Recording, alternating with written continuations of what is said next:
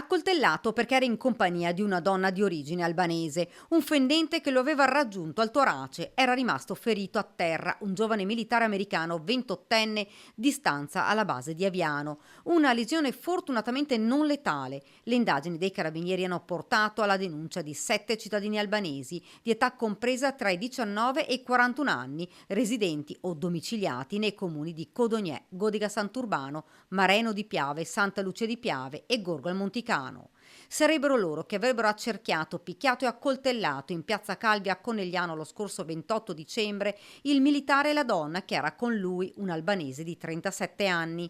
Un'indagine serrata, quella dei carabinieri di Conegliano, che in meno di un mese ha portato all'identificazione degli aggressori, grazie anche all'ausilio delle telecamere di videosorveglianza, emessi dalla Procura di Treviso, i decreti di perquisizione personale e domiciliare. All'esito hanno trovato dei vestiti, degli capi di abbigliamento che corrispondevano a quelli degli aggressori del militare americano. Ricordo che in quella circostanza il militare fu colpito da una coltellata, per fortuna non fatale.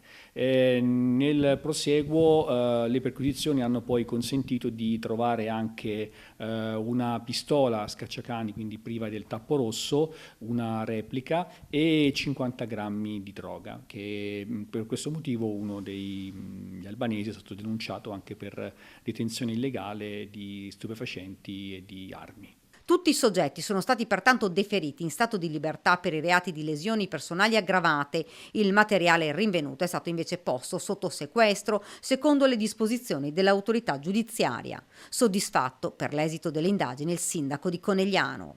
Speriamo solo che le persone colpevoli di questi reati vengano punite nel modo esemplare. Per questo, attuale sindaco, non vogliamo queste persone nel nostro territorio. La speranza è che questi soggetti vengano raggiunti anche da Daspo.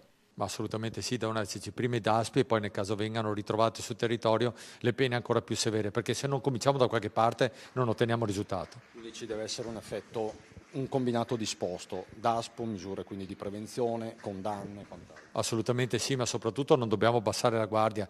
Gli episodi sul nostro territorio non sono tantissimi, però ogni volta che ci sono, ripeto, le forze dell'ordine agiscono in modo tempestivo e speriamo che altrettanto facciano gli organi giudiziari, che so essere sensibili e per cui li sollecito ancora di più ad intervenire in maniera pesante, perché queste persone non fanno che del male sul nostro territorio.